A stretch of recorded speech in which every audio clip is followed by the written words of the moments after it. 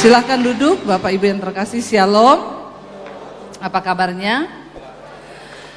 Iya, tadi ketika saya duduk di kursi, ya, saya tadinya sudah mempersiapkan khotbah yang sama akan saya bawakan di ibadah kedua ini. Tapi ketika duduk di kursi saya mendapatkan sesuatu yang lain. Karena saya tahu jemaat itu datang dengan berbagai kepentingan dan kebutuhan. Tapi saya nggak tahu Tuhan mau bicara apa. Lalu saya buka-buka firman, saya cari catatan khotbah. Lah apa Tuhan, kalau saya nggak sampaikan khotbah yang tadi pagi, lalu apa yang mau saya sampaikan? Tiba-tiba Pak Gembala maju dan ngangkat lagu, ya, ku kagumi caramu mencintaimu, kau ada di cerita proses hidupku. Tiba-tiba Tuhan bicara sampaikan tentang proses kehidupan. Dan ayatnya itu di sini, lalu saya buka. Saudara, kita bersyukur punya Tuhan yang hidup. Tuhan yang masih berbicara sampai hari ini. Siapa yang masih percaya bahwa Tuhan masih bicara? Yang gak percaya pulang saja. Karena kita menyembah Tuhan yang hidup. Dia sanggup berbicara. Seperti zaman dulu dia menuntun hamba-hambanya, nabi-nabinya, dia juga Tuhan yang sampai hari ini masih berbicara. Ya. Ini mic saya bisa dikurangin echonya, di flat saja suaranya, bisa tes 1 2 3 3 2 1. Iya saudara, dia Tuhan yang masih berbicara sampai hari ini. Dan kalau kita masih percaya bahwa dia berbicara, dia menuntun langkah kita, ya kita akan mengalami Tuhan itu. Tapi kalau enggak, banyak orang Kristen yang cuma hidup, mereka menjalani kekristenannya setiap hari Minggu ke gereja, tapi tidak ada kerinduan untuk mengenal, mengejar Tuhan yang hidup itu. Makanya kekristenan kita stuck. Sering kali kita berdoa, dalam doa berkat yang selalu saya ucapkan kalau di pelayanan saya, kalau saya dapat kesempatan doa berkat, saya selalu berkata begini, Tuhan, ya, biarlah sampai pada akhirnya Engkau datang kembali, nama kami tercatat di dalam kitab kehidupan. Tapi hari-hari ini Tuhan memberikan pemahaman kepada saya, saudara, ternyata tidak semua orang Kristen itu namanya tercatat di dalam kitab kehidupan. Tidak semua. Walaupun agamamu Kristen, walaupun kau pelayanan, namamu tuh belum tentu ada di dalam kitab kehidupan. Lalu saya mulai bertanya kepada Tuhan, siapa yang namanya itu akan tercatat dalam kitab kehidupan? Ya mereka adalah orang-orang yang berjalan bersama Tuhan dan menjalani setiap proses kehidupan mereka bersama dengan Tuhan, dan mereka menang sampai di garis akhir. Nama mereka lah yang akan tercatat di dalam kitab kehidupan. Orang-orang yang tidak berjalan dalam proses Tuhan dan tidak menyelesaikan pertandingan imannya dengan baik, sorry, namanya tidak ada di kitab kehidupan. Nah, hari ini penting bagi kita untuk ya mengetahui Tuhan, bagaimana kami ini berjalan dalam proses kehidupan kami bersama dengan Tuhan. Karena saya percaya semua orang yang hidup pasti akan mengalami yang namanya proses kehidupan. Nggak ada yang tidak, saudara. Setiap kita. Saya mendengar kesaksian dari Pak Gembala. Saya percaya juga jemaat sudah mendengar semuanya ya. Tadi kita bercerita di ruang ya dalam. Saudara, saya sangat terberkati bagaimana ya Bapak Gembala saudara mengalami satu proses kehidupan yang begitu luar biasa. Dan kami berbincang, seringkali saudara hamba Tuhan itu dituntut harus terus tampil sempurna. Kita hamba Tuhan dipikirkan dia hamba Tuhan. Seringkali kita lupa bahwa pendeta juga manusia. Punya rasa, punya hati. Jangan samakan dengan pisau belati. Ya toh? Saya dan saudara sama. Kita juga punya rasa takut. Kita juga punya rasa khawatir. Kita juga bisa dilanda perasaan depresi. Kita pun bisa dilanda seperti hal-halnya hamba-hamba Tuhan lain di dalam Alkitab yang tercatat. Ya, tetapi bedanya mungkin ya di dalam cara bagaimana kita bisa mengelola, mempraktekkan firman itu dalam hidup kita. Ya, saya tadi tanya sama Pak Gembala, Pak, terus apa yang membuat Bapak bisa pulih? Ya, salah satu jawaban dari Pak Gembala adalah ya di dalam keterpurukan saya terus berusaha untuk terus melayani Tuhan dalam segala keterbatasan. Karena itu adalah sebuah tanggung jawab. Dan Bapak terus berusaha untuk melakukan itu sekalipun kalau ngomong kadang lupa, kalau khotbah dicatat saudara. 13 lembar. Ya, kalah Bapak sama suami saya. Suami saya baru belajar khotbah loh, tapi enggak 13 lembar catatannya. Tapi saudara kita enggak ada satupun kan yang tahu apa yang dialami. Tapi proses kehidupan tuh harus kita jalani. Dan di dalam proses itu saya percaya setelah ini akan ada hal-hal baru yang luar biasa yang akan Tuhan semakin bukakan buat gereja di tempat ini. Amin. Ya. Tapi berbahagialah orang yang mau diproses dengan Tuhan. Kita baca bersama yuk. Ayub pasal 23. Ayub pasal 23 ayat yang ke-10 mulai. Ayub berkata begini saudara. Ayub pasal 23 ayat yang ke-10 ya. Ayub 23 ayat yang ke-10 di sana firman Tuhan berkata begini, baca 1 2 3. Karena ia tahu jalan hidupku. Seandainya ia menguji aku akan timbul seperti emas. Saudara, jalan hidup kita ini Tuhan sudah tahu. Tuhan tahu jalan hidup kita. Dan memang seharusnya setiap kita yang percaya pada Tuhan, kita ini harus terus membangun hubungan dengan Tuhan karena Tuhan yang pegang dan mengatur semua jalan hidup kita. Tapi banyak orang Kristen tuh berani loh lepas dari Tuhan, nggak dekat dengan Tuhan, dan bahkan dia bikin jalan-jalan baru. Jangan bikin jalan baru, sebab Tuhan tahu jalan hidup kita. Saudara, bukan PU Bina Marga yang bisa bikin jalan baru, ndak usah. Kita cuma tinggal mengikuti nih jalannya Tuhan. Dia tahu jalan hidupku. Tuhan tuh udah tahu kok. Cuma bedanya Tuhan sama manusia memang ya beda tipis. Tuhan maha tahu, manusia sok. Nah itu. Bilang kanan kirimu, jangan sok tahu kau. Biar mikodong orang Makassar. Jangan mau kau sok tahu. Amin. Jangan sok tahu. Karena sesungguhnya kita ini tidak tahu apapun yang akan terjadi. Bahkan 5 menit ke depan kita gak tahu kan. Kita gak tahu saudara. Kita tidur malam ini, besok kita gak tahu kok apa yang akan terjadi. Tapi ayat ini berkata, sebab ia tahu jalan hidupku.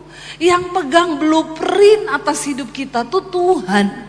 Kenapa kita harus bergantung sama Tuhan? Kenapa kita harus melekat dengan Tuhan? Karena Tuhan itu sudah pegang rencana atas hidup kita.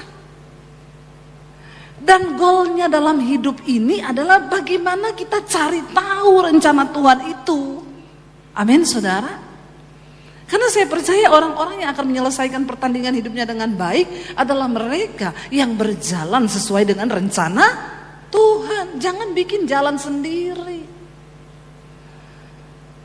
Kebanyakan orang Kristen tuh bikin jalan baru. Nanti kalau sudah kepentok baru mau cari Tuhan. Cari Tuhannya so tahu tetap juga. Kalau Tuhan baik, kenapa saya begini bu? Banyak tuh ibu-ibu datang. Bu Debi, kalau Tuhan baik, kenapa saya menikah dengan suami yang model begini? Saya tanya, ibu dulu waktu menikah berdoa nggak sama Tuhan? Berdoa nggak minta jodoh dari Tuhan? Maaf ya, saya minum dulu. Haleluya, bukan wedang jahe tapi. Tadi disiapin wedang jahe sama Pak Gembala. Saudara, ya, banyak orang datang dan berkata, Bu, kalau Tuhan baik, kenapa saya dapat jodoh kayak begini? Saya bilang, waktu kau mau menikah dulu, kau berdoa enggak? Kau cari tahu enggak sama Tuhan? Kebanyakan orang Kristen tuh datang waktu sudah bikin jalan sendiri, baru mereka mau cari Tuhan. Tapi puji Tuhan, setidaknya masih mau cari Tuhan. Tuhan yang tahu loh jalan hidup kita ini.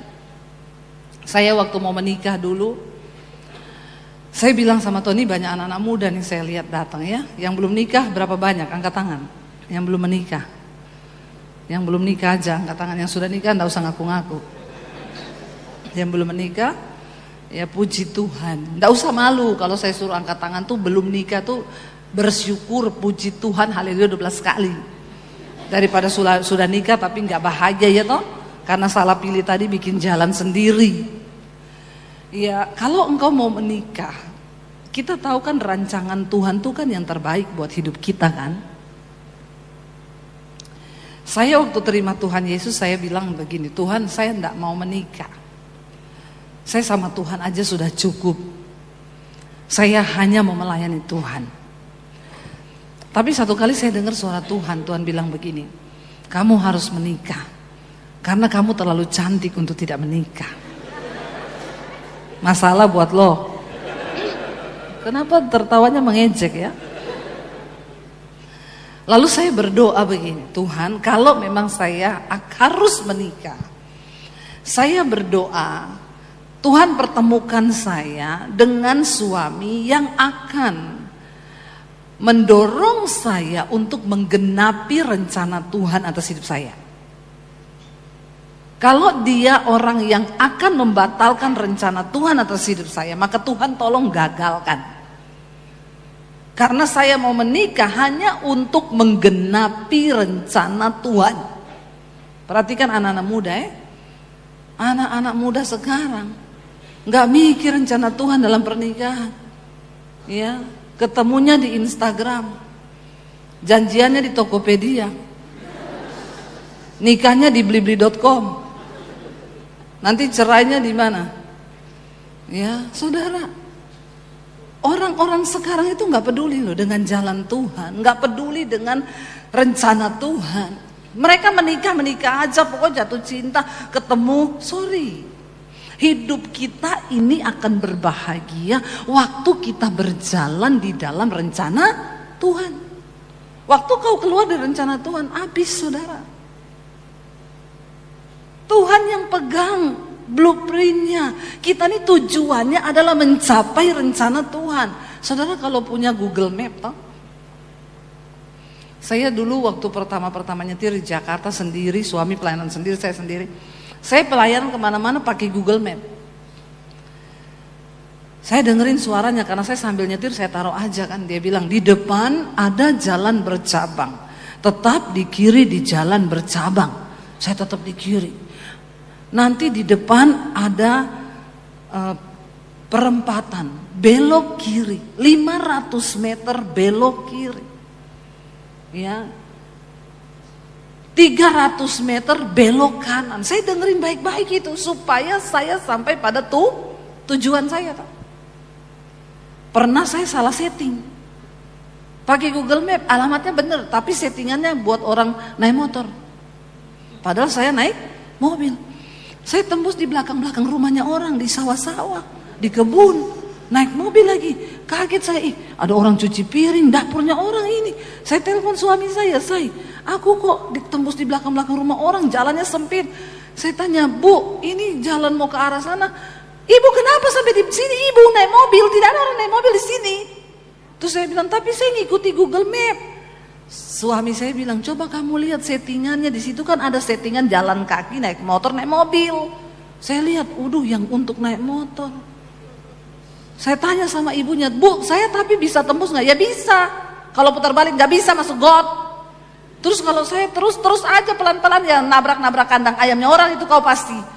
Saya tuh stres saudara. Tapi saya jalani aja. Yang pertama saudara, saya nyetir dengan ketakutan, bikin ribet hidupnya orang lain. Karena saya tembus belakang-belakang dapurnya orang, saya mau lewat ember-embernya digeserin dulu. Bu, kenapa sih lewat sini? Semua bingung, saya pun bingung. Tapi gak bisa putar balik, harus dijalani itu jalan. Tembus sih ke jalan besar, tapi waktunya lebih lama. Yang harusnya cuma setengah jam, jadi 1,5 jam. Begitu itu kalau kau bikin jalan sendiri. Salah setting hidupmu. Tidurmu terlalu miring kayak racun. Ya.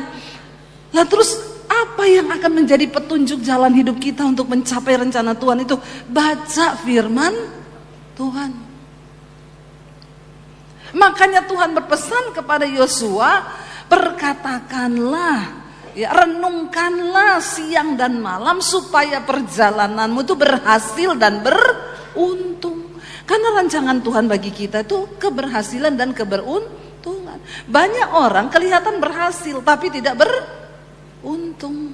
Iya saudara, banyak orang tokonya rame ya bu, rame toko saya, buka terus sampai malam. Waktu dihitung tidak untung, tapi kelihatannya berhasil. Banyak orang kelihatan berhasil, lulus S1, S2, S3, S21 kayak Samsung. Berhasil hidupnya, tapi tidak beruntung. Kita ini akan menjalani hidup yang berhasil dan beruntung waktu kita ngikuti arahan firman Tuhan. Ikuti aja saudara. Karena dia tahu jalan hidupku, kata Ayub. Seandainya ia menguji aku, maka aku akan timbul seperti emas. Tuhan itu maha tahu, dia maha melihat. Kau bisa bohong terhadap suamimu, suami bisa bohong terhadap istrinya, tapi ingat Tuhan maha tahu. Ayub berkata begini, kakiku tetap mengikuti jejaknya, aku menuruti jalannya dan tidak menyimpang. Apa yang harus kita lakukan dalam hidup ini? Jangan bikin jalan baru, ikuti jejaknya Tuhan. Artinya apa? Ngikuti firman Tuhan. Kalau Alkitab berkata hidup kudus, maka kita harus hidup kudus. Jangan aneh-aneh, anak-anak muda. Disuruh Tuhan hidup kudus, jangan kau berlaku yang tidak kudus. Melakukan kenajisan, persinahan, ikut-ikutan pergaulan yang gak baik, dugem sama teman-teman. Ya Allah, gajimu cuma 1,5 juta, ikut dugem kau. Ya, gak tahu diri itu namanya. Katanya bulan Juli dan Agustus ini adalah bulan yang singkat karena perputaran bumi lebih cepat. Jadi harinya akan cepat berganti. Ya, tapi itu tidak berlaku bagi yang sudah kasbon di kantor. Akan tidak terasa karena gajimu sudah habis. Banyak orang menciptakan penderitaan bagi dirinya sendiri karena kau nggak ngikuti firman Tuhan. Coba kalau kita ikuti, makanya saya itu kalau ada orang konseling, saya ini bukan gembala ya seperti ya Bapak Gembala di sini, Pak Kevin di sini. Saya tuh kalau ada jemaat yang, tapi ini jangan ditiru Pak Kevin, ini adegan berbahaya. Hanya dilakukan oleh Debbie Basir saja. Kalau ada orang mau konseling, Bu saya boleh konseling nggak? Saya tanya, kamu udah baca Alkitab belum? Sudah, nggak mungkin. Kalau kamu baca Alkitab sungguh-sungguh, kamu nggak perlu konseling. Kamu tuh konseling terus, kamu nggak baca Alkitab. Kalau kamu baca Alkitab, kamu tuh bakal ngerti. Karena semua jawaban atas persoalan di hidup itu ada di firman Tuhan. Amin. Kamu pulang dulu baca Alkitab dulu. Nanti kalau masih nggak temu juga, saya cariin ayatnya buat kamu. Udah nggak usah banyak-banyak konseling sekarang, amin. Bikin pusing saudara, bukan cuma saudara pusing, pendeta juga pusing. Kenapa pendeta pusing? Ngadepi jemaat yang gak tobat-tobat. Maunya konseling, maunya didoakan, konseling didoakan. Saya kalau ada orang minta doakan, Bu doakan dong. Nggak, saya tidak terima just tip doa. Nggak ada just tip doa, nggak ada. Tuhan Yesus bilang, kalau kamu mengalami jawaban doa, masuk dalam kamarmu, tutup pintu. Berdoalah kepada Bapamu di tempat yang tersembunyi, dari tempat yang tersembunyi. Karena Bapa akan menjawab doa orang-orang yang berdoa di tempat yang tersembunyi. Itu katanya Tuhan Yesus. Nggak ada di Alkitab, pergilah kau sama Pak Pendeta Gembala sana minta kau didoakan. Nggak ada. Tidak ada pendeta hebat. Yang ada tuh Tuhan yang hebat dengan imanmu yang hebat. Amin. Amin saudara, saya begitu. Di bandara nih turun cepat-cepat ada jemaat. Bu Debbie ya ampun puji Tuhan ketemu Bu Debbie, doakan dong tumpang tangan. Ngapain? Ya supaya Tuhan dengar. Doa di bandara gak didengar Tuhan. Kenapa? Basa-basi. Gak usah basa-basi. Tuhan gak suka pencitraan. Emangnya surga mau dengar sambil lewat saya, dalam nama Yesus Tuhan berkati dia, Tuhan masalah-masalah, terus lari gitu? Hello, please deh. Jadi saudara jangan kaget kalau ketemu saya minta didoakan, saya tidak mau doakan. Bukannya saya pendeta yang, itu pendeta kok gak mau doakan. Tidak usah basa-basi, karena Tuhan maha tahu. Bukan berarti waktu saya doakan kau terus Tuhan dengar. Emang siapa saya? Apalagi cuma sambil lewat di bandara gitu, jatuhnya kita gak menghormati Tuhan. Saya bilang sama ibu itu, ibu pulang saja ke rumah, masuk kamar, mau tutup pintu, nangis sama Tuhan. Itu doa yang didengar.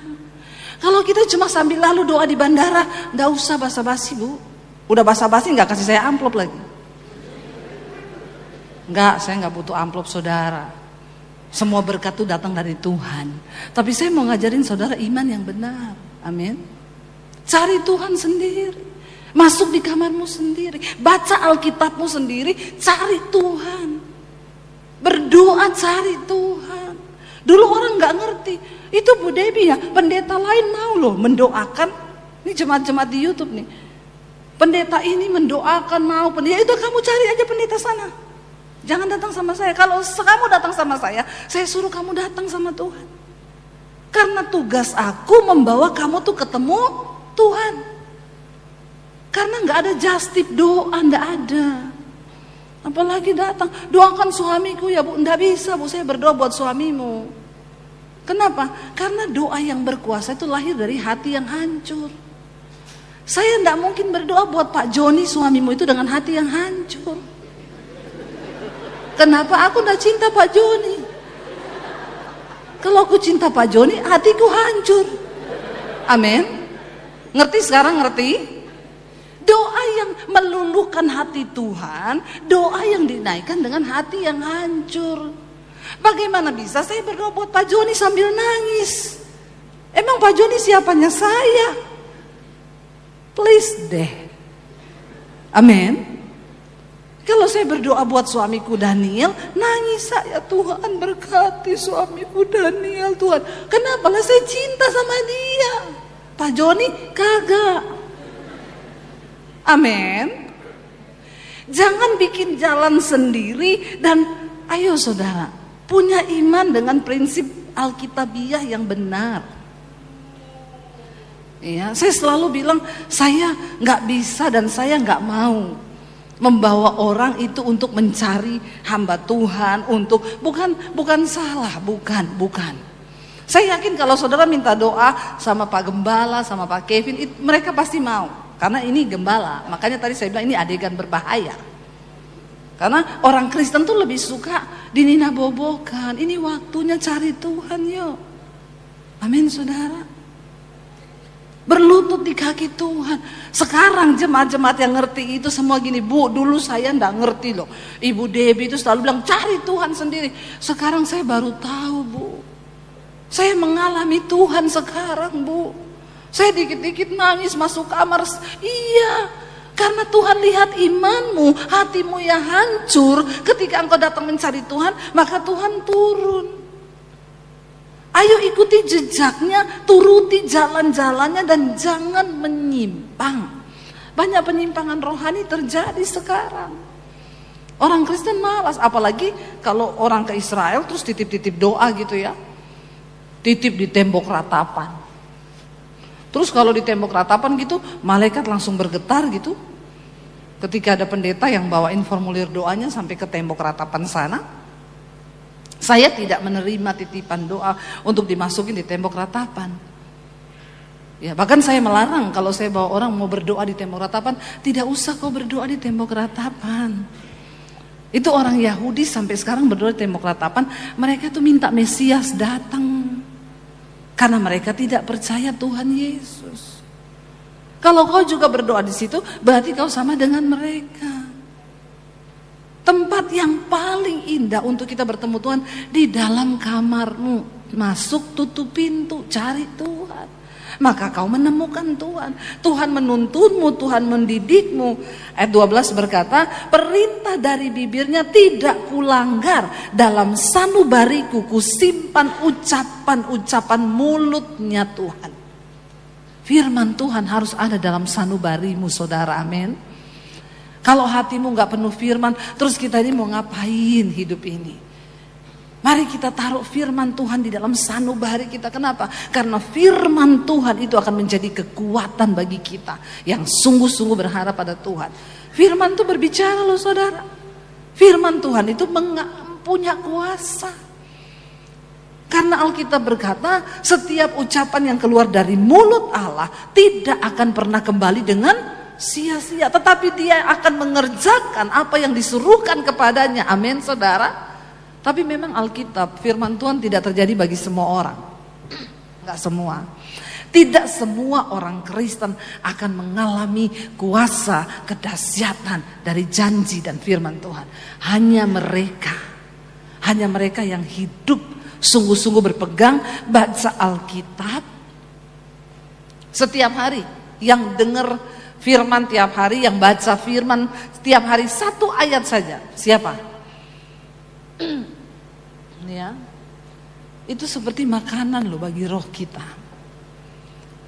Betapa beraninya kita hidup, kita nggak pegang firman. Entah saudara dengar khotbah ya, atau saudara baca 1 ayat saja, dan itu akan terjadi. Firman Tuhan itu, saudara, kalau diimani itu dahsyat kuasanya.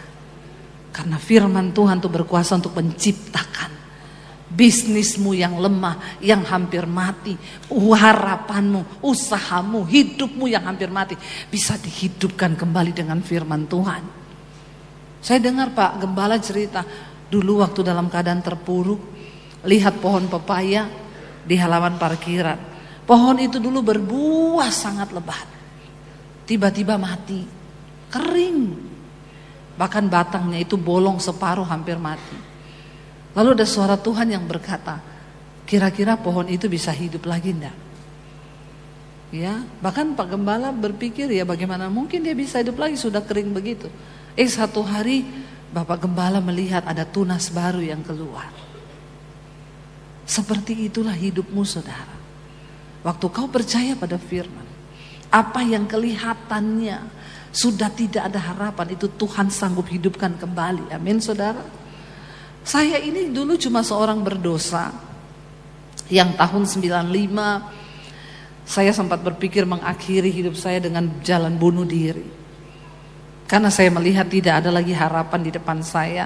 Saya jatuh dalam dosa dan iblis menghakimi saya. Masa depanmu hancur, hidupmu hancur. Tidak ada yang sayang sama kamu, keluargamu seperti itu, papimu cuma mukulin kamu. Saya terpuruk. Dan saya berpikir saya akan mengakhiri hidup saya dengan jalan bunuh diri. Rasanya seperti pohon yang mati itu. Tapi ada satu usaha, saya pengen ketemu Tuhan. Saya bilang, Tuhan, sebelum saya mati bunuh diri, saya pengen ketemu Tuhan yang menciptakan saya. Saya tahu Tuhan itu ada, tapi siapa Tuhan itu? Saya bilang, sebelum saya mati bunuh diri, saya pengen ketemu Tuhan. Dan saya yakin semua orang yang mau bunuh diri, kalau dia minta ketemu Tuhan dulu, pasti nggak jadi bunuh diri. Kenapa? Karena perjumpaan dengan Tuhan itu yang mengubahkan hidup kita, saudara. Perjumpaan dengan Tuhan itu yang akan mengubahkan nasibmu. Percayalah. Tidak ada kata terlanjur, tidak ada kata terlambat. Bahkan pohon yang kelihatannya sudah mati, kering-kering, batangnya hampir lubang separuh, Tuhan bisa hidupkan kembali. Karena firman Tuhan itu berkuasa untuk menghidupkan. Dan saya yakin itu cara Tuhan bicara buat Bapak Gembala loh. Dengan melihat pohon itu. Ya. Tadinya sudah putus harapan, mau bagaimana, merasa gagal dan lain sebagainya. Ya, kita nggak pernah tahu pergumulan batin orang. Ketika pandemi terjadi, bertubi-tubi, mengalami istri yang sakit, kan jemaat nggak pernah tahu. Bahkan jemaat terkadang sering lebih menghakimi. Itu kok gembala kayak gitu. Jemaat tuh kalau suruh menghakimi paling pinter. Tapi bukan jemaat di sini, jemaat di Jakarta. Jemaat di sini sudah tobat, insya Allah. Ya, di Jakarta tuh. Kadang kita nggak ngerti pergumulan orang. Kita nggak tahu kehidupan orang, tapi menghakimi itu cepat, saudara. Tapi ketika Pak Gembala lihat pohon itu dan Tuhan bicara, kamu lihat pohon itu mati loh, tapi bisa nggak dia hidup kembali?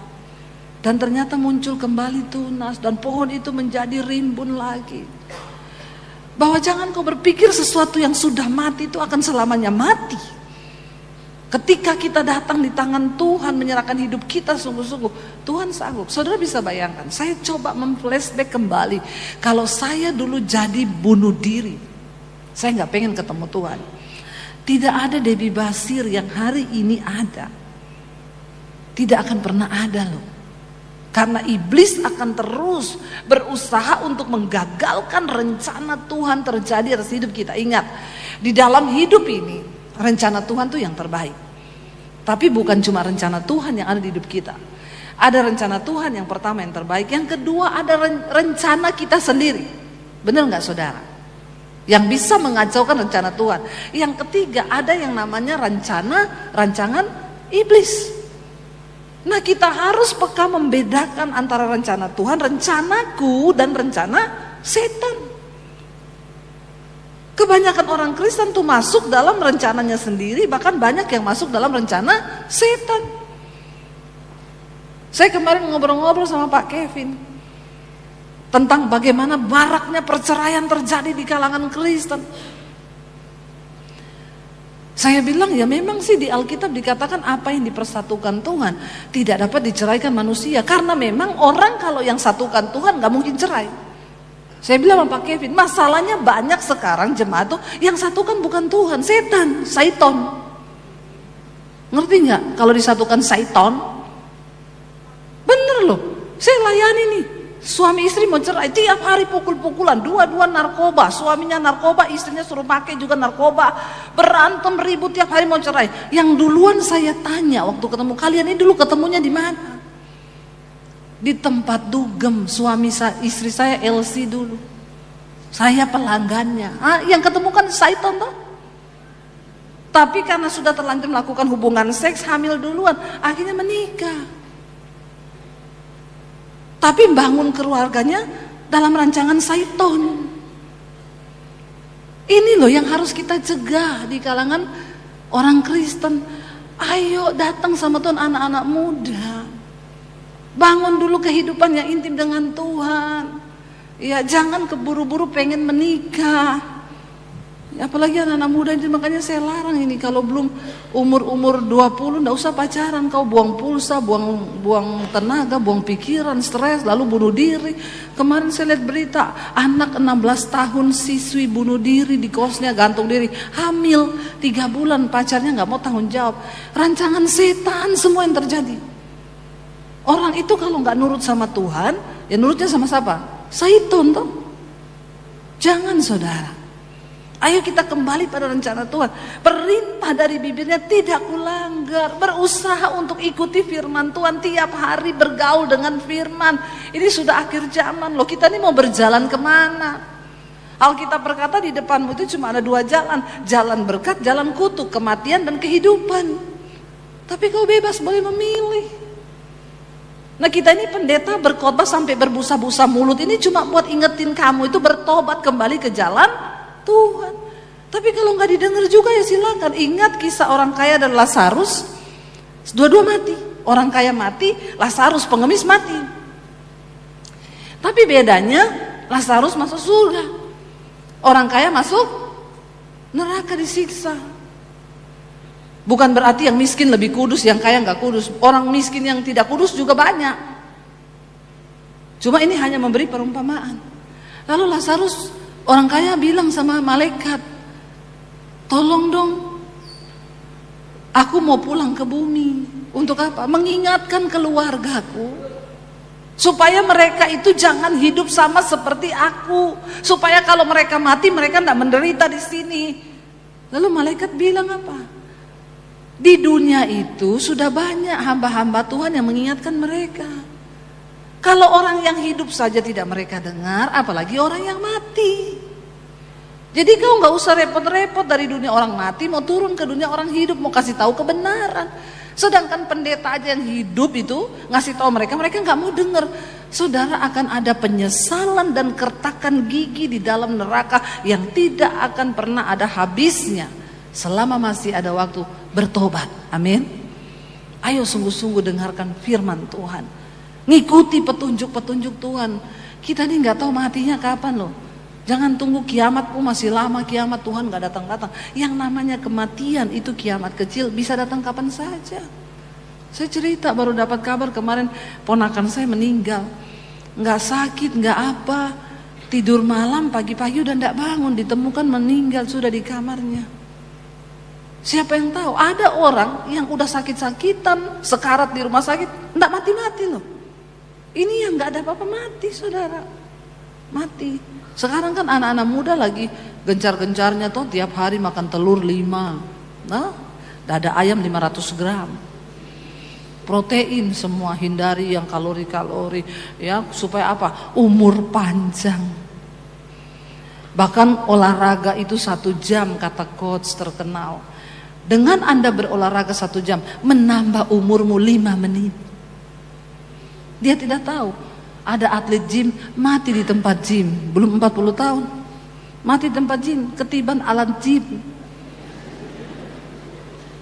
Padahal dia sudah olahraga berapa puluh tahun. Harusnya kan umurnya tambah tuh 5 menit kali berapa itu. Kau hidup sehat bagus. Kau olahraga bagus. Kau jaga makan bagus. Tapi itu tidak memperpanjang umurmu. Itu cuma untuk kau hidup sehat. Umur tetap di tangan Tuhan. Mau minum vitamin apapun, mau minum vitamin apa, bagus saudara. Di Jakarta orang-orang kaya itu saya tanya, ibu vitaminnya berapa? 27. Ada orang minum vitamin sampai 20 lebih. Itu buat apa bu? Buat kuku 1, buat mata 1, buat rambut 1, buat pendengaran 1, buat ini 1. Tapi memang awet muda banget itu oma. Udah umur 70, saya lihat, kinclong banget dia. Minum vitamin 20 butir sehari lebih. Saya bilang, bu nggak bahaya tak? Oh saya dulu kan dokter bu, saya tahu. Makanya kalian kalau ketemu oma-oma di Jakarta jangan bingung. Dia umur 60 masih kayak umur 35. Nggak heran juga ada oma-oma di Jakarta 60 selingkuh. Karena kebanyakan vitamin itu tadi. Ya, kebanyakan minum vitamin dia. Ya, makanya ada oma-oma datang sama saya, bu doakan saya ya, saya jatuh. Oma kalau jalan hati-hati di kamar mandi licin, apalagi musim hujan. Bukan itu bu, jatuhnya lah apa? Saya selingkuh bu. Oma selingkuh? Yang pertama saya tanya, oma minum vitamin apa? Umur 60 itu harusnya udah jaga-jaga loh, sebentar lagi di absen. Ya enggak? Lo bener kok.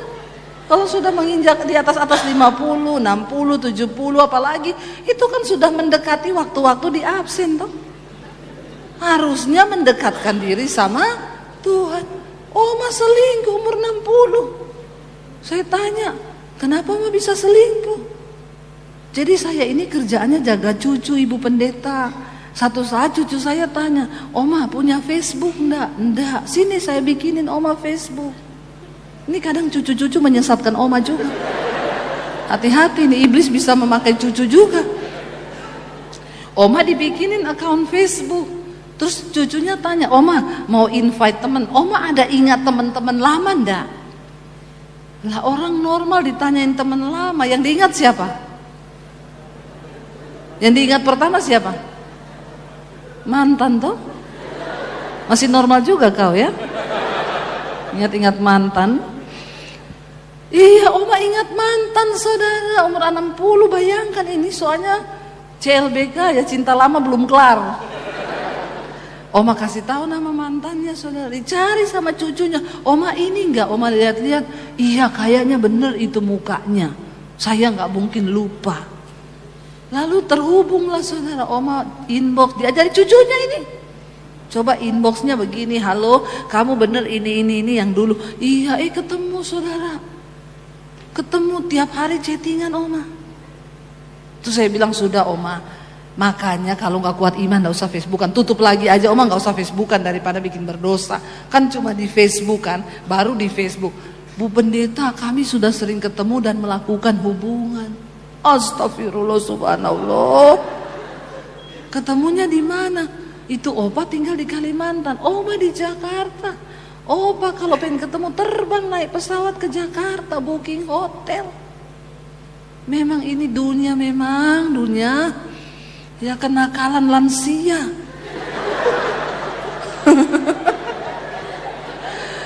Bukan kenakalan remaja loh, kenakalan lansia. Astagfirullah saudara.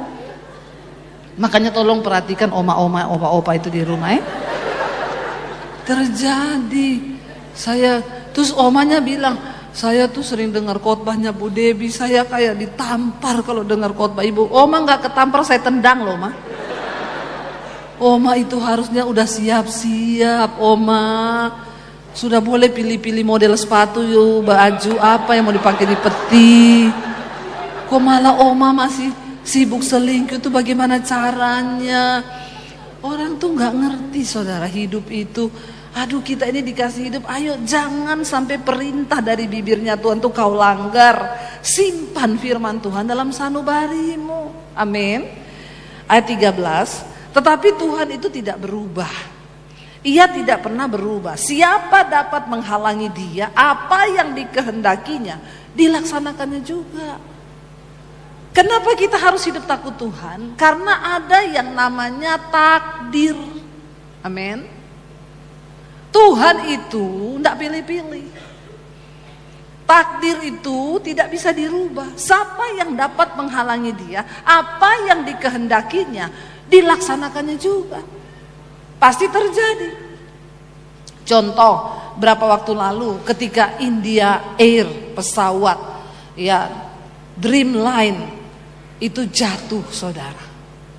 Lalu ada satu orang yang selamat, yang duduk di kursi 11A. Lalu semua orang berlomba-lomba ngomong ke saya, Bu Debi, ibu kan sering terbang-terbang. Ya, jadi ibu pilihlah kursi 11A apa D itu ya. Karena Bu ternyata bukan cuma itu, ada juga pernah kecelakaan pesawat yang duduk di kursi 11D itu selamat. Jadi itu ternyata kursi keberuntungan. Ya, kalau duduk di kursi situ. Saya bilang ya nggak usah duduk di kursi 11D, kalau waktunya mati kepleset di kamar mandi juga bisa mati. Apakah mereka tahu kalau pesawat itu lepas landas terus jatuh begitu? Kan nggak ada yang tahu itu. Dan apakah yang mati itu tidak dikasihi Tuhan? Apakah yang mati itu nggak disertai Tuhan? Hello saudara, itu namanya takdir. Semua orang bakalan mati, cuma tinggal caranya saja. Kita nggak bisa menghakimi itu jatuh berarti Tuhan nggak tolong, Tuhan nggak berkenan, berarti dihukum Tuhan. No, justru banyak orang yang berdosa terus nggak pernah ditegur-tegur. Orang berdosa itu kelihatannya hidupnya lebih baik, nyaman, damai, tenang dia, duitnya datang terus. Makanya banyak yang bilang orang itu kalau baik cepet matinya. Kalau lama tuh, kalau orang jatuh kok enggak mati-mati ya Bu? Iya, karena ada ayatnya. Firman Tuhan bilang Tuhan tidak berkenan pada kematian orang fasik, tapi pada pertobatannya. Sebenarnya Tuhan tuh enggak mau panggil orang tuh kalau masih berdosa, itu Tuhan enggak mau. Karena Tuhan lebih suka dia bertobat dulu baru mati. Nah kalau kita bicara tentang takdir, dia tidak berubah loh. Siapa yang dapat menghalangi Tuhan? Kalau Tuhan menghendakinya, dia pasti akan melaksanakannya. Karena ada yang namanya takdir di hidup ini, makanya kita harus hidup menghormati Tuhan. Supaya waktu kita diproses dengan yang namanya takdir Tuhan, kita ini bisa kuat menjalani, menghadapi, mengubah cara pikir kita sesuai dengan firman Tuhan. Saya ingat dulu kita mau ke Israel saudara. Bawa peserta itu 100 lebih. Saya berangkat duluan waktu itu. Suami saya tertinggal di Jakarta bawa 80 lebih orang. Waktu itu pakai pesawat dengan tipe jenis yang sama, Dreamline Boeing itu. Ketika sudah mau terbang dari Jakarta, tiba-tiba ada peserta saya sakit. Nggak bisa bernapas, sakit asam lambung, nggak bisa napas. Lalu dia akhirnya udah mau take off tidak jadi. Peserta saya ini dipindahkan ke bisnis kelas depan. Yang duduk di bisnis kelas suruh mundur, dilurusin dulu kursinya, pramugari datang, dipijat-pijat. Ibu gimana ibu, udah aman belum? Karena kita harus terbang sekarang. Dia bilang, kasih saya waktu ya 15 menit. Karena saya tidak pernah sakit begini. Ditunggu 15 menit, gak sembuh saudara. Akhirnya pramugarinya bilang, gak bisa, ibu harus turun. Dia bilang, kalau saya turun, suami saya turun, anak saya turun. Kami hilang uang 150 juta lebih. Bagaimana dong? Akhirnya berunding-berunding, pilotnya datang. Dia bilang, tapi kami juga gak bisa lama-lama di bandara. Ya udah kami kasih waktu ibu 15 menit lagi ya bu. Kalau tidak sembuh, kali ini ibu harus benar-benar turun dari pesawat. Orang udah marah, jengkel lihat ibu ini karena penerbangan terhalangi. Ini kenapa juga pakai acara sakit? Begitu sudah 30 menit lebih, pilotnya datang, pramugarinya datang, ibu dengan berat hati. Ibu harus keluar, pintu pesawat kami buka karena tidak bisa. Kami nggak bisa lagi menunda. Ini bandara sudah ada aturan, kami harus membayar denda kalau terlambat dan lain sebagainya. Waktu ibu itu berdiri, tiba-tiba dia bilang sakitnya dicabut, kayak ada yang cabut dari atas, sembuh dia. Terus dia bilang, aku sembuh. Nggak mungkin kamu sembuh, tadi kamu udah mau mati kok tiba-tiba sembuh. Jangan cuma karena uang 150 ribu loh. Ini penerbangannya 8 jam loh. Enggak bener, aku sembuh. Lalu pilotnya tanya, kalau dari 1 ke 10 ibu di angka berapa? 8, 9 lah. Oke kalau gitu, oke kita terbang ya terbang. Tutup pintu pesawat, ibu kembali ke tempat duduk, semua pakai sabuk pengaman. Ketika pesawat mau mundur, tiba-tiba mesin pesawat mati. Dicoba starter terus nggak bisa hidup. Lalu diumuminlah ke seluruh penumpang. Para penumpang yang kami hormati, kami berharap meminta maaf semua penumpang harus turun dari pesawat ini karena pesawat mengalami error sistem. Saudara, ternyata bukan cuma ibu itu yang harus turun, tapi semua penumpang. Waktu tahu pesawat tuh mengalami error sistem setelah menunggu setengah jam, semua ngomong sama ibu itu, ibu, untung ibu sakit ya bu. Setengah jam penerbangan kita diundur. Coba kalau ibu tidak sakit setengah jam itu kita sudah di atas. India Air kemarin baru 1 menit, belum semenit, baru berapa puluh detik terbang jatuh saudara. Saya bilang, itu yang namanya takdir Tuhan. Enggak ada yang tahu. Akhirnya penumpang semua suruh turun. Semua turun. Lalu mereka dikasih hotel nginap semalam di hotel bandara. Teknisinya harus didatangkan dari luar negeri untuk tunggu perbaikan pesawat. 1 malam, hampir besok malamnya lagi saudara, baru diumumkan mereka akan terbang. Saya ini sudah sampai di Aman. Saya berangkat sama peserta yang lain karena kami nggak kebagian seat di pesawat itu. Tadinya saya marah, saya bilang sama suami, saya nggak mau pisah loh sama kamu. Ya saya kan harus bareng-bareng. Dia bilang ngalah dulu say, yang penting kita ketemu di sana, kamu berangkat dulu aja. Saya waktu itu bertanya, Tuhan apa sih maksud Tuhan bikin begini? Pasti semua yang terjadi itu ada maksud Tuhan. Saya baru mengerti itu saudara. Waktu saya sudah sampai di Aman, mereka diumumin bahwa mereka akan berangkat hari besoknya itu, akhirnya dapat pengumuman berangkat malam itu. Malam besoknya sudah hampir 29 jam mereka di hotel dan di bandara. Ketika diumumkan akan berangkat, ada 1 orang yang berbicara begini, kita berangkat pakai pesawat yang rusak kemarin. Terus suami saya bilang, iya tapi sudah dibenerin. Bapak jamin benarnya bener? Kalau di atas terus dia sistem error lagi gimana? Karena mobil aja, komputer aja bisa diperbaiki, error lagi bisa enggak? Bisa. Gara-gara 1 orang bapak bersuara gitu, semua akhirnya ribut, peserta 80 orang lebih saudara. Saya baru mengerti kenapa yang Tuhan kasih tinggal di Jakarta itu suami saya yang orang Solo yang sabar. Kalau seandainya saya yang di situ orang Sulawesi itu, orang kita kan orang Sulawesi itu, tenaku jampane. Iya tuh, saya kalau di situ saya bubarin itu grup, pulang kalian semua pulang. Karena suamiku di situ tertinggal menghadapi satu-satu. Bapak tanggung jawab nggak kalau pesawatnya jatuh?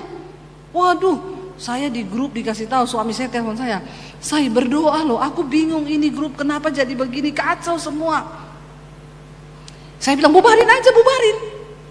Karena saya juga stres, suami saya mau berangkat di situ dengan 3 orang anak saya. Saya juga takut. Kalau ada apa-apa, masa saya jadi janda sendiri? Nggak ada anak lagi. Wah, tertekan saudara. Ya. Lalu suami saya bilang gini, kamu bikin aja satu kata, satu kalimat pendek, kirim di grup itu satu kata-kata kekuatan aja biar mereka ini tenang. Ini menenangkan bangsa ini luar biasa saudara. Ini belum bangsa Israel yang dibawa banyak begitu, cuma begini stres loh. Akhirnya saya syuting video singkat saudara. Kalau kalian memang mau mati, dari kemarin kalian sudah mati. Itu pesawat sudah terbang setengah jam sebelum sakit itu ibu. Tuhan itu sudah pakai ibu itu untuk dia sakit. Dia gak pernah sakit begitu. Karena Tuhan mau menghindari kalian dari kerusakan pesawat. Ada lagi yang nyaut begini. Ya siapa tahu kita aja yang ngeyel. Sudah Tuhan kasih begitu tetap aja mau berangkat. Coba saudara, mengalami yang begini ini memang. Saya baru mengerti kenapa Musa marah-marah dan dia pukul itu gunung. Ya, itu Musa dipilih Tuhan, Alkitab bilang karena dia orang yang paling lemah lembut. Mirip-mirip orang Solo suami saya ini. Ya tapi itu dia bisa emosi menghadapi bangsa itu. Itu juga begitu. Kalau ini rencana Tuhan bu, terus kita ngeyel, kita tetap berangkat. Kalau jatuh ibu tanggung jawab. Saya digituin, saya balas. Kau pikir juga saya mau jadi janda? Di situ ada anak saya 3 dan ada suami saya 1. Akhirnya saya bilang gini, yang mau pulang silakan pulang. Tidak ada penggantian uang. Yang tetap mau berangkat dengan iman berangkat saja. Kita mau ke tanah perjanjian. Bukankah mati hidup itu di tangan Tuhan? Kalau belum waktunya mati, kau tidak mati. Tapi kalau sudah waktunya mati, biar kau cuma di bandara, mati juga kau. Orang Sulawesi ini. Saya taruh di grup saudara. 6 orang mundur, tidak berani terbang. Yang lainnya akhirnya pasrah. Semua gini, ngomong ke suami saya, Pak Daniel, saya titip iman loh Pak. Nggak bisa titip iman Pak. Ini waktunya iman tanggung sendiri-sendiri. Itu memang grup yang paling luar biasa saudara. Akhirnya naiklah mereka ke pesawat. Naik ke pesawat, ada 1 orang bapak. Itu kan tegang sekali. Anak saya juga telepon saya, Mam, kita gimana Mam? Lah kamu berani enggak? Ya kita takut. Kalau takut enggak usah deh, pulang aja. Terus dia bilang, terus papi tetap berangkat. Papi tetap berangkat karena papi harus bawa rombongan. Masa papi pulang? Terus dia bilang, lah kalau papi berangkat sendiri, lah nek papi mati sendiri piye no? Saya bilang sama anak saya, nek kamu enggak mau papi mati sendiri ya ikut tuh. Itu aduh saudara, benar-benar itu bergejolak loh saya juga. Akhirnya berangkat. Itu kan pesawat lama diputar-putarin di bandara dulu nyoba mesin. Ini bukan mobil, ini nyoba-nyoba mesin pesawat. Diputerin, puter. Itu semua tegang, tidak ada suara. Ada 1 bapak peserta saya, dia tuh takut naik pesawat. Seumur-umur dia paling takut naik pesawat. Dia bilang, kok yo pas dapat pesawat terusak. Saya bilang, apa yang kau takuti itu yang akan mendatangimu. Makanya jangan penakut.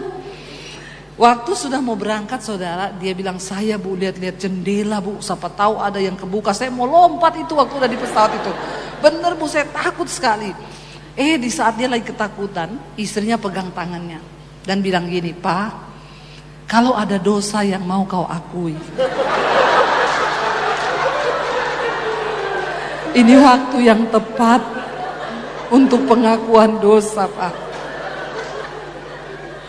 Terus saya bilang, jadi Bapak sudah mengaku?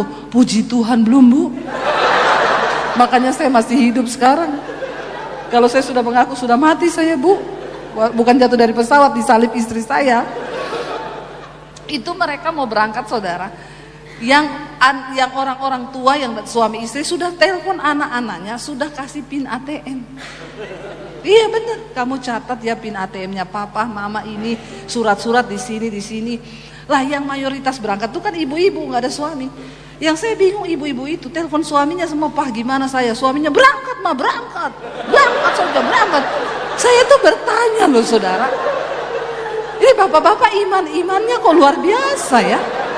Suruh istrinya, enggak ada bapak yang keberatan, enggak ada. Yang bilang istrinya pulang mah, enggak ada, semua berangkat mah. Saya nggak tahu rencananya apa gitu. Tapi Tuhan tahu jalan hidupnya. Itu saya menunggu di Aman, saudara. Begitu suami saya bilang, kita sudah terbang. Anak-anak saya bilang, kamu putar pujian di telinga, taruh aja nyanyian lagu-lagu. Kamu berjalan bersama Tuhan. Saya di Aman, saya matiin handphone. Saya matiin semua, saya nggak berani lihat media sosial. Saya takut waktu saya buka tiba-tiba pesawat dengan tujuan kehilangan kontak dan hilang. Itu saya tidak berani.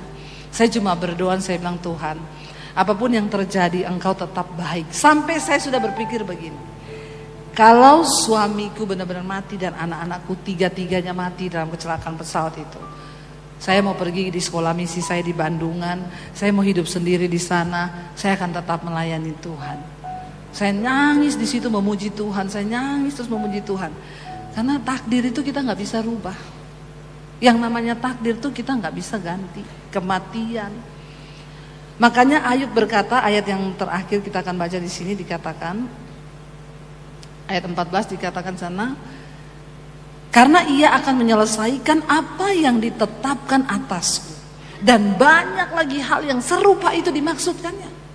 Semua rencana Tuhan atas hidup kita akan diselesaikan, saudara. Bagian kita hanya mengalir dengan Tuhan.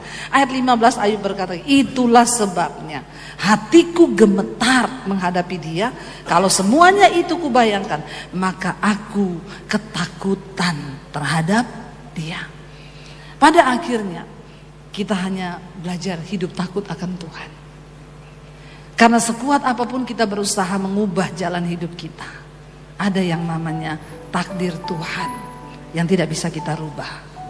Apapun itu bagian kita yang Tuhan tunggu, kita menang sampai di garis akhir. Amin, saudara. Dan biarlah kita mau sungguh-sungguh tetap percaya sama Tuhan. Walaupun kita tidak mengerti jalannya, tapi biar kita mengalir bersama dengan Tuhan. Kita terus percaya pada rencana Tuhan sampai proses hidup kita selesai dan kita bisa menghadap Tuhan. Walaupun kita tidak mengerti, tapi kita tetap percaya sama Tuhan. Bangkit berdiri bersama, saudara.